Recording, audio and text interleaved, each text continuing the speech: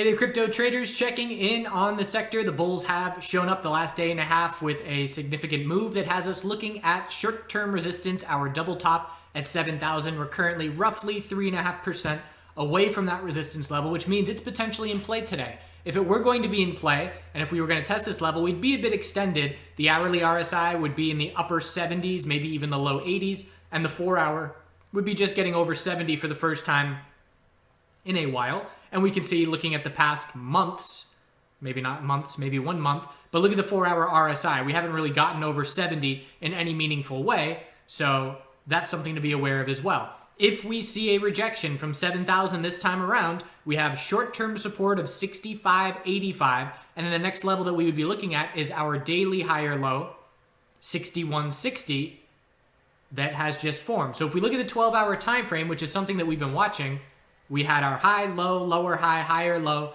lower high, higher low bull break. And it happened very quickly. Look at the 4-hour time frame, the size of that green candle, taking out all the couple days of consolidation that we had seen. And got to give a shout out to member Dennis for posting hours in advance this 15-minute falling wedge, which led to the eventual bull break. And again, the falling wedge, I look for a falling wedge anytime I see a support break and a lack of follow through. And I look for a rising wedge anytime I see a resistance break and a lack of follow through.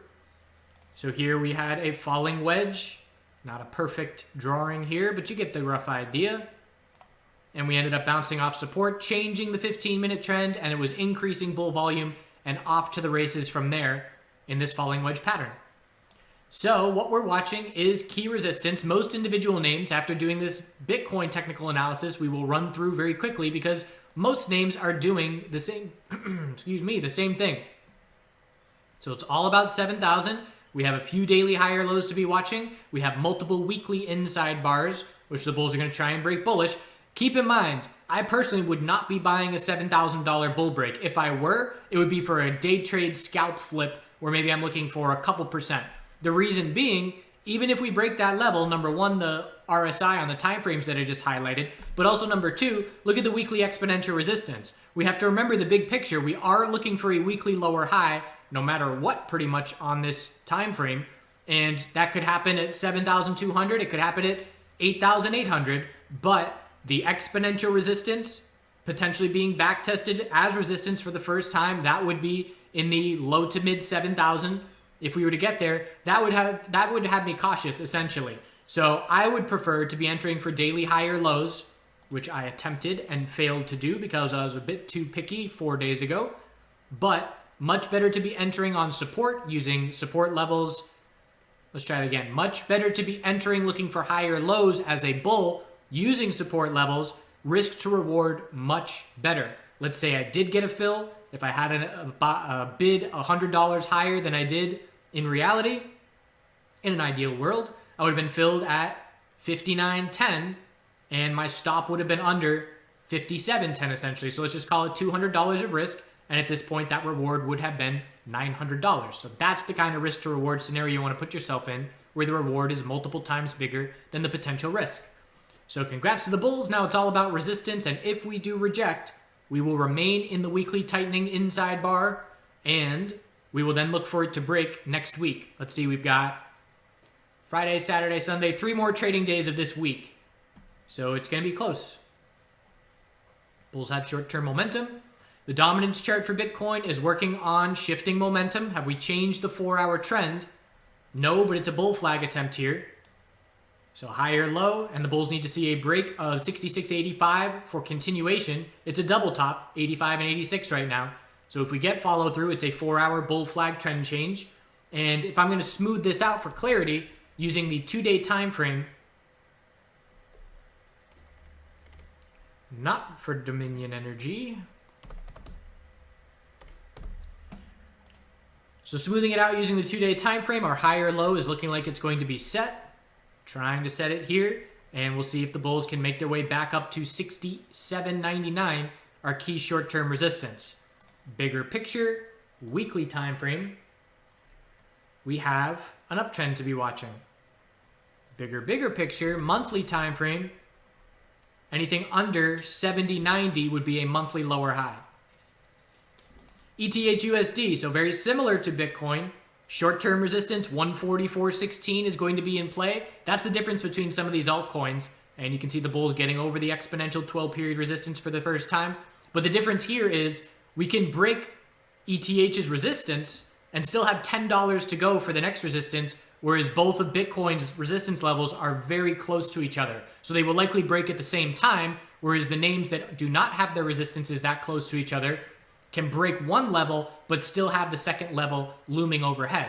And just as far as a technical analysis setup goes, I always prefer to have the two resistance levels close to each other, whether that's an equilibrium breaking bullish, whether that's a cup and handle, whether that's an inverse head and shoulders. Whatever setup it is, I want those resistance levels closer to each other so they break at the same time, because that's confidence and that's clarity.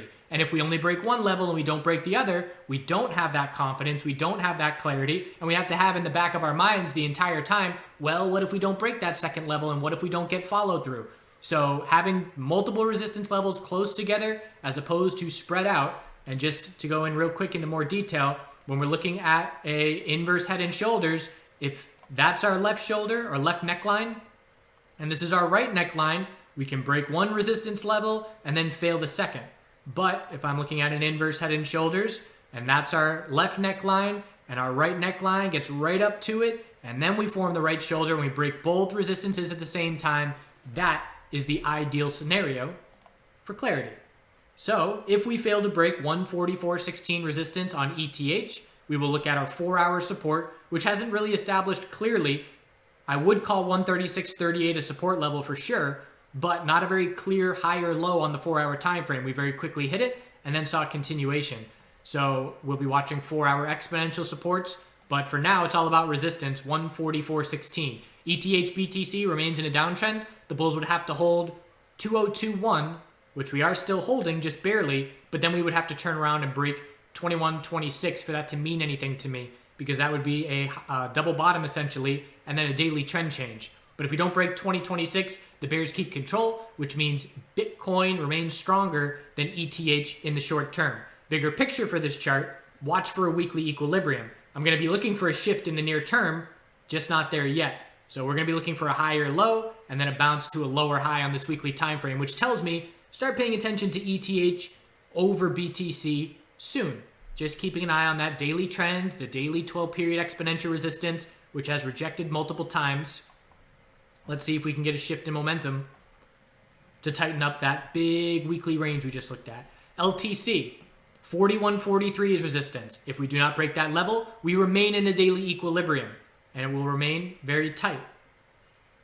So that is the key resistance level to be watching. XRP is different.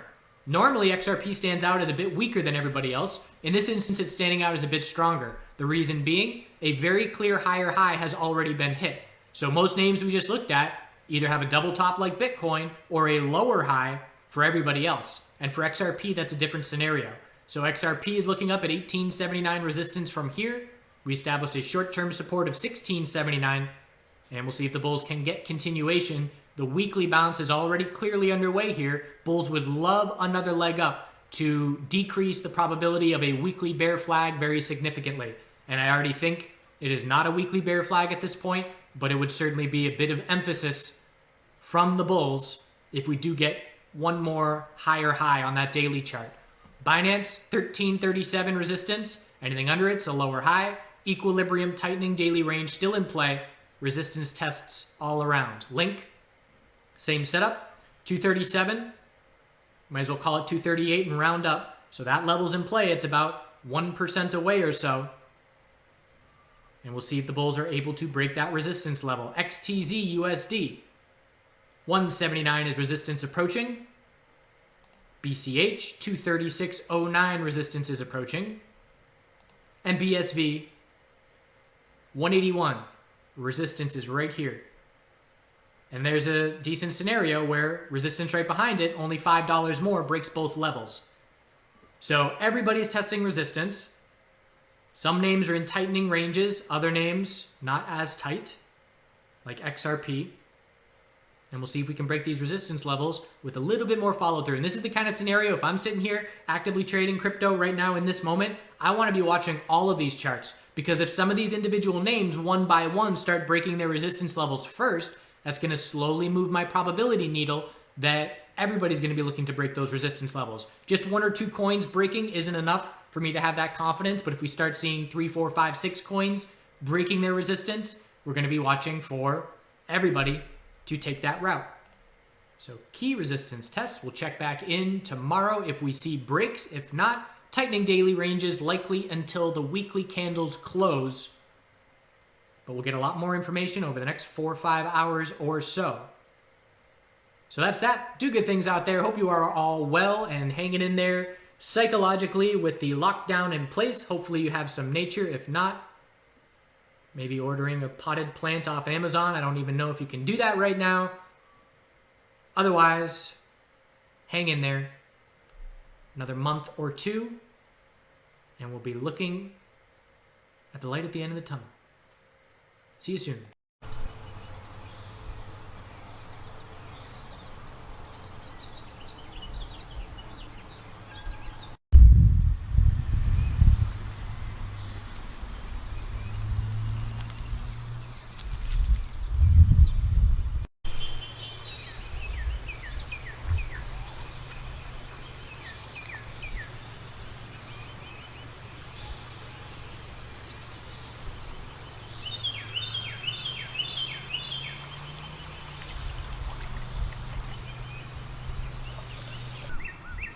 Here's another wild edible, these little violets that I didn't recognize without their flowers, but they are all over the yard. So I can go around and add those to my nightly salad.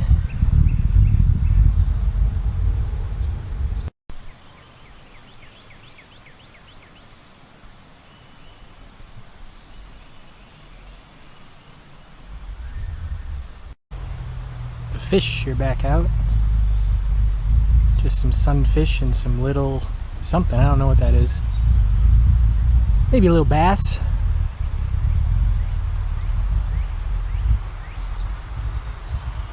Wow, there's way more than I thought.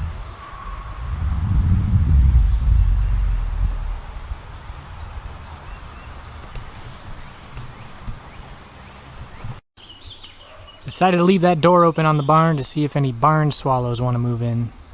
I'm not going to be using it much this year, so they can have it.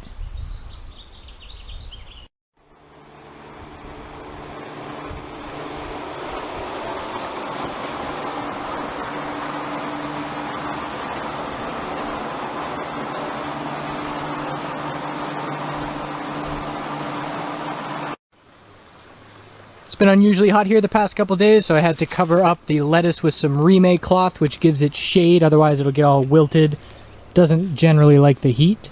And I also transplanted some Napa cabbage, some broccoli, and some Romanesco into their beds. Planted these potatoes literally 3 or 4 days ago, and they are just ready to explode. These will be big bushes in no time. Blue potatoes.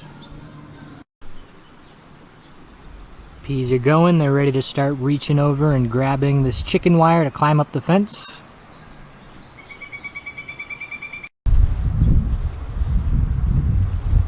This is one of the first bushes to bloom, and it is just full of bumblebees, honeybees, all kinds of everything.